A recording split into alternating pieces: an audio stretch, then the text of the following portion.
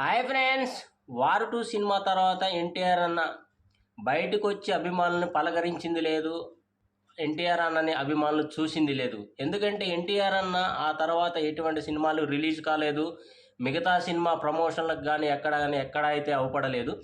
అభిమానులకు ఒక నిరాశ అయితే ఉంది. డ్రాగన్ సినిమా వచ్చేంతవరకు అయితే ఎన్టీఆర్ అన్నకు మనకు కనపడడు, మనతో మాట్లాడు అని చెప్పేసి బలంగా ఫిక్స్ అయితే అవటం అయితే జరిగింది. కానీ అనుకోని విధంగా అన్ఎక్స్పెక్టెడ్గా ఇప్పుడు బెంగళూరులో దర్శనం ఇవ్వడం అయితే జరిగింది. అది కిమ్స్ హాస్పిటల్ పుణ్యమా అని చెప్పేసి ఎన్టీఆర్ అన్న మన అభిమానుల ముందుకైతే రావడం అయితే జరిగింది. కిమ్స్ హాస్పిటల్ ఓపెనింగ్ అయితే ఈరోజు ఎన్టీఆర్ అన్న బెంగళూరు అయితే రావడం అయితే జరిగింది.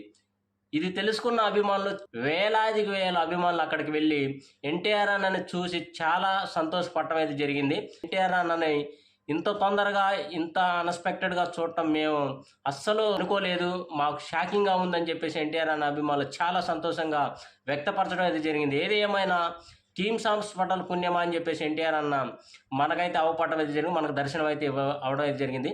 ఇది చాలు, ఇక మళ్ళీ డ్రాగన్ సినిమా వచ్చేంత వరకు కూడా ఈ జ్ఞాపకాలు మా మనసులో ఇంకా పెట్టుకుంటానే ఉంటాం.